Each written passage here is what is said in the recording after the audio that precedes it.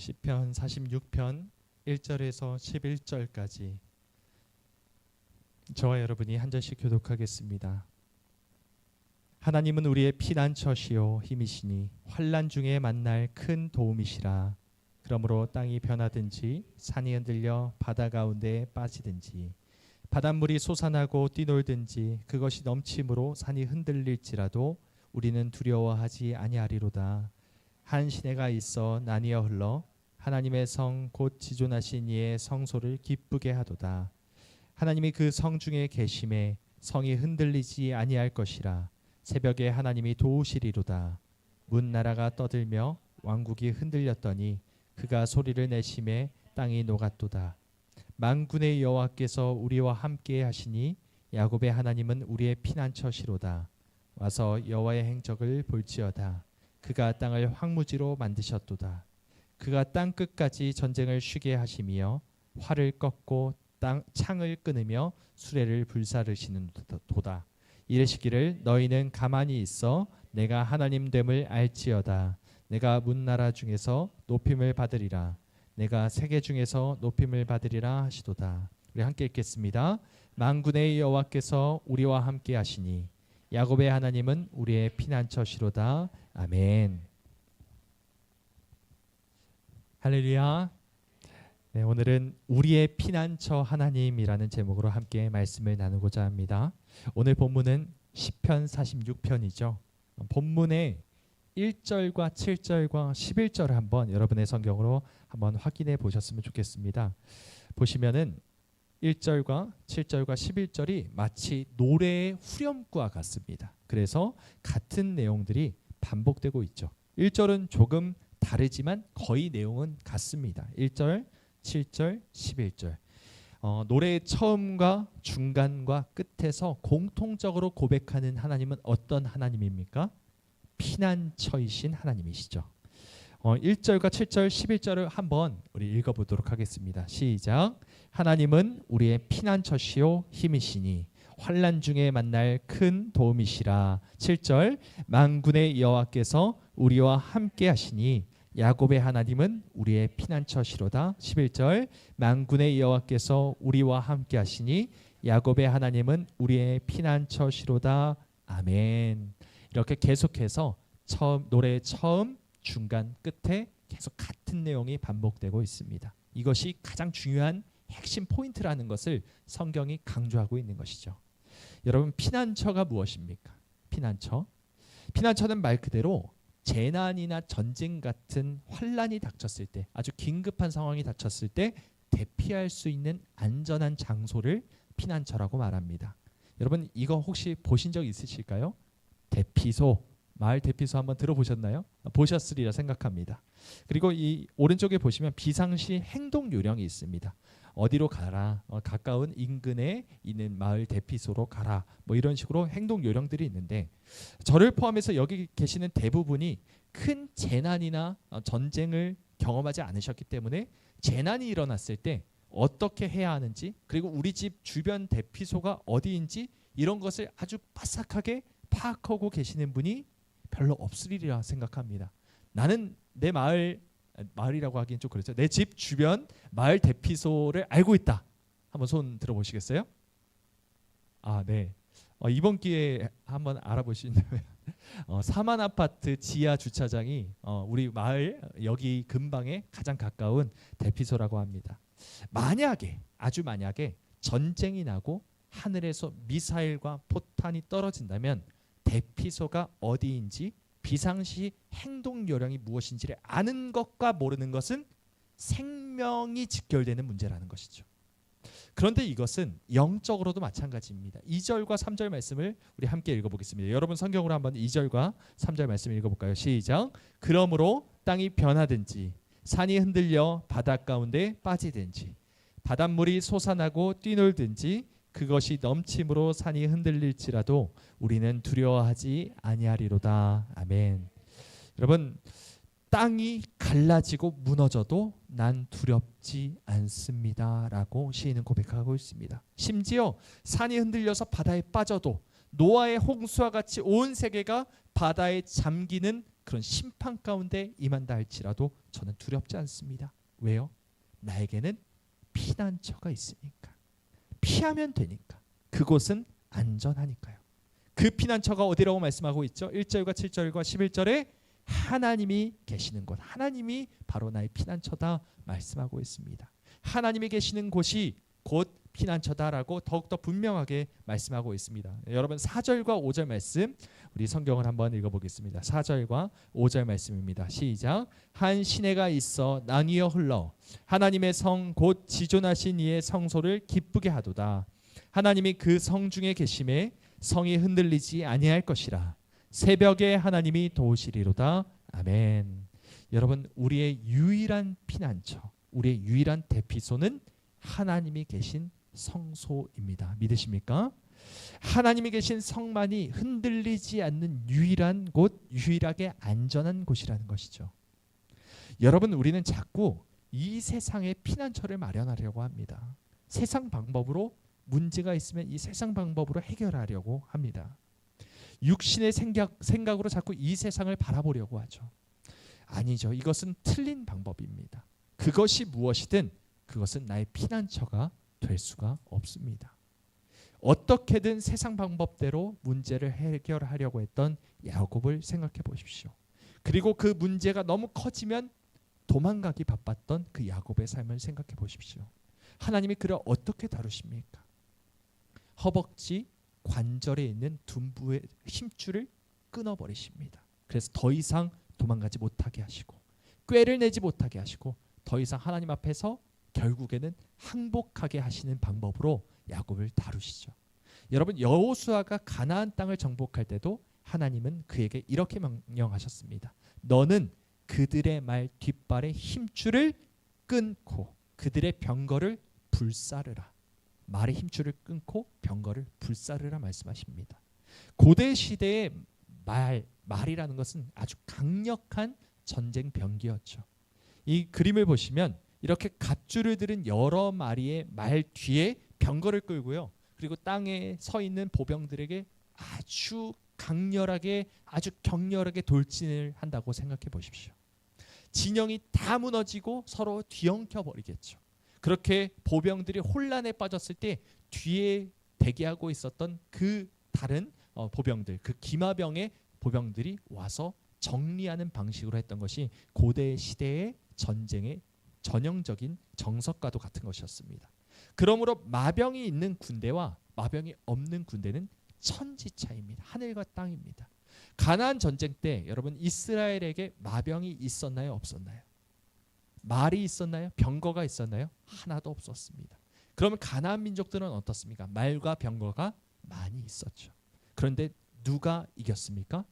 이스라엘이 이겼습니다. 가나안 정복 전쟁에 하나님께서 치라하신 곳은 믿음으로 갔을 때 다 이겨냈습니다. 마병이 있는 군대가 아니라 하나님이 계신 군대가 승리했던 것이죠. 그렇게 승리를 하면 가나안 민족들의 말과 병기를 전리품으로 챙기게 되겠죠. 그런데 하나님께서 그것을 주의시키신 겁니다. 그래서 그 말의 뒷발의 힘줄을 끊어서 불구로 만들고 병거들은 다 소각하라 명령하신 거죠. 다 없애버리라 말씀하셨습니다.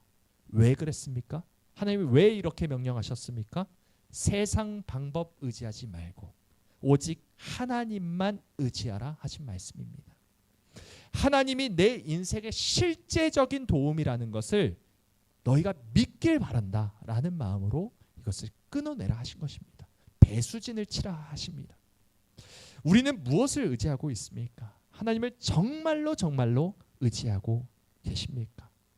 여러분, 하나님은 우리가 하나님을 믿는 만큼 일하시는 분이십니다. 믿으십니까? 만약에 우리가 하나님을 의지하지 않고 계속해서 세상 것을 의지한다면 하나님은 우리의 삶 가운데 일하지 않으십니다. 아니 오히려 그 세상 것으로 인해 망하게 하시고 화를 당하게 하십니다. 이사야 31장 1절과 2절 말씀 함께 읽어보겠습니다. 시작.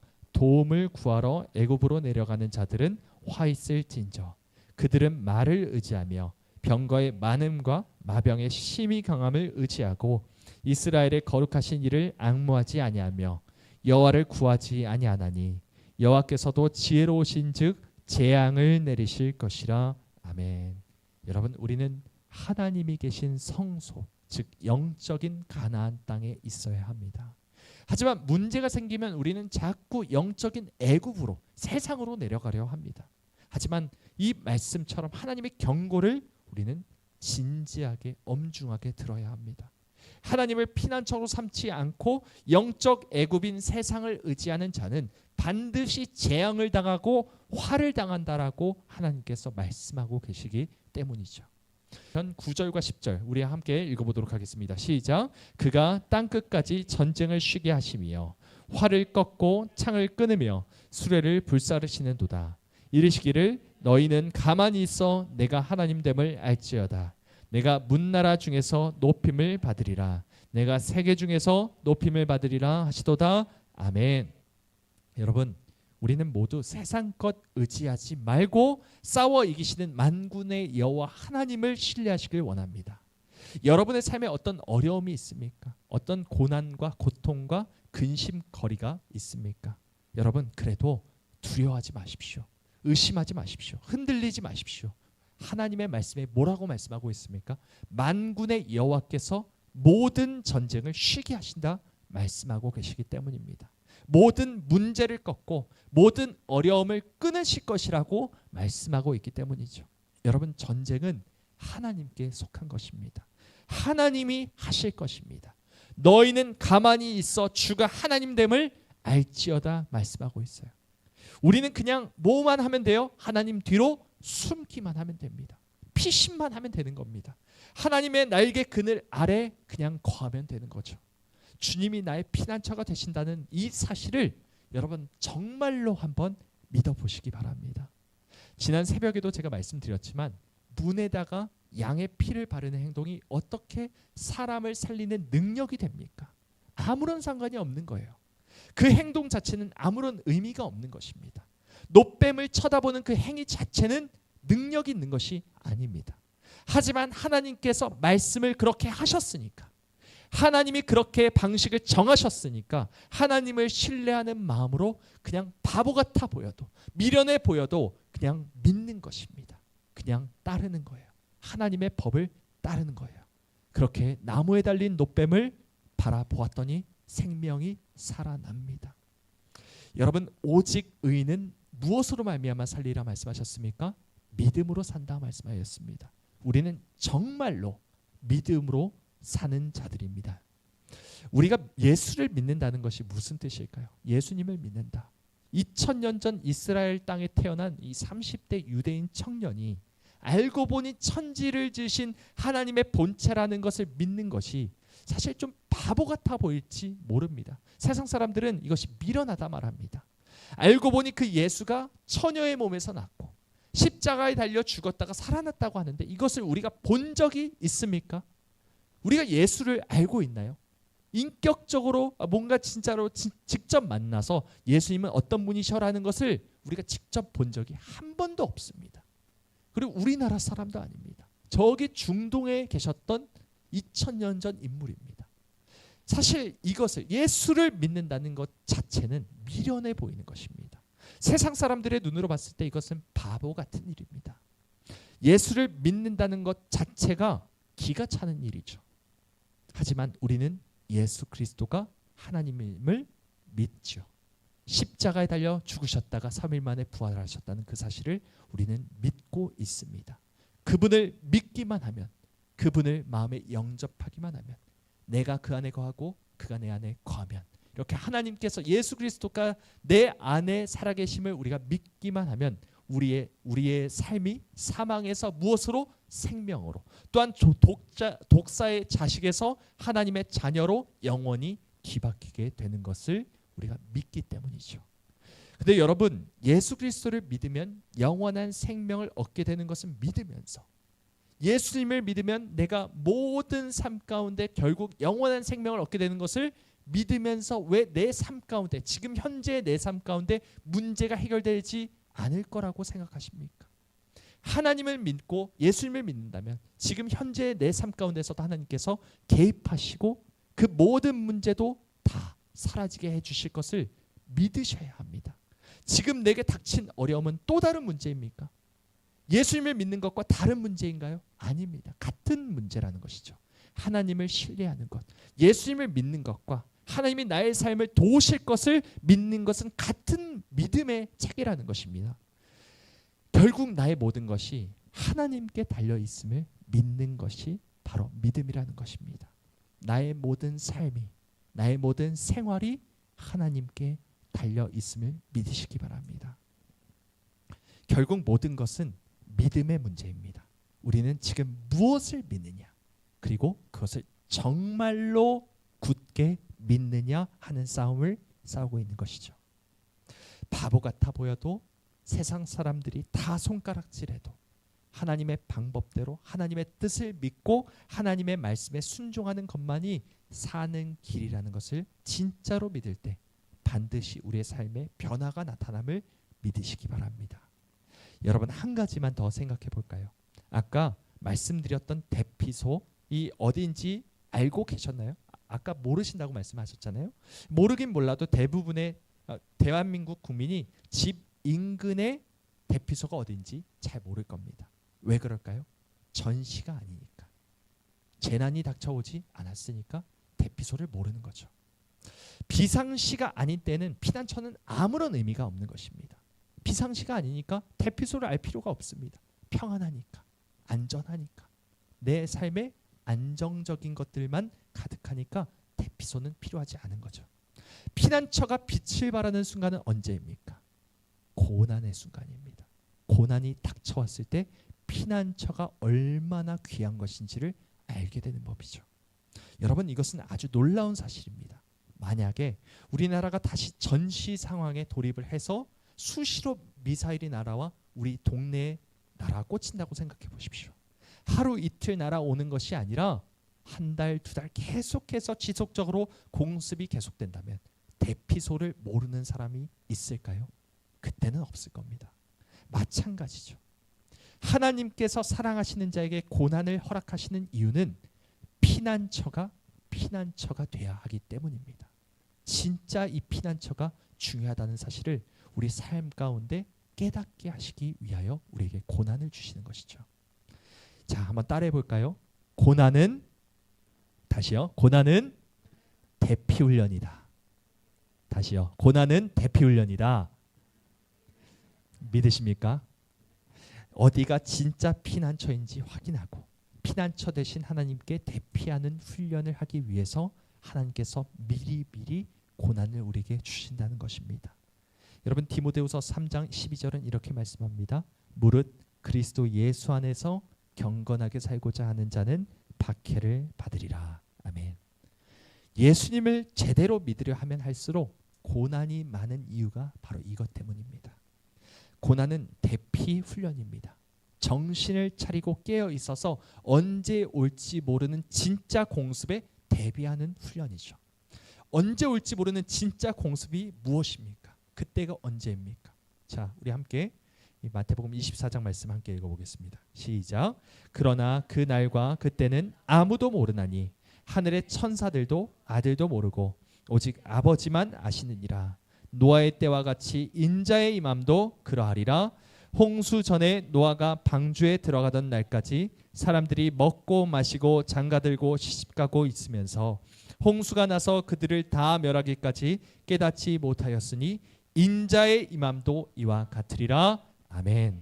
여러분, 도적같이 임하게 될 그 날, 갑작스럽게 우리도 생각하지 못했던, 예기치 못했던 그 날, 예수 그리스도의 재림의 날, 그 날이 바로 공습의 날이라는 것입니다. 먹고 마시고 장가들고 시집가고 이 세상에 소망을 둔 채 살아가는 자들은 멸망하기까지 깨닫지 못하는 법이라고 예수님은 말씀하십니다. 그래서 우리는 흔들리지 않는 평안한 피난처, 안전한 피난처, 하나님이 계시는 곳으로 대피하는 훈련을 계속해서 우리의 삶 가운데 하고 있는 순간이라는 것이죠. 고난이 찾아온다 할지라도 여러분 놀라지 마십시오. 정신을 차리고 깨어 기도하시기 바랍니다. 날마다 하나님께 피하는 훈련을 우리가 성실하게 계속해서 확인하시길 바랍니다. 하나님이 허락하시는 대피 훈련을 통해 언젠가 반드시 오게 될 그리스도의 재림의 날에 흔들리지 않는 하나님의 나라에서 평안히 거하게 될 그 날을 소망하며 사시길 주님의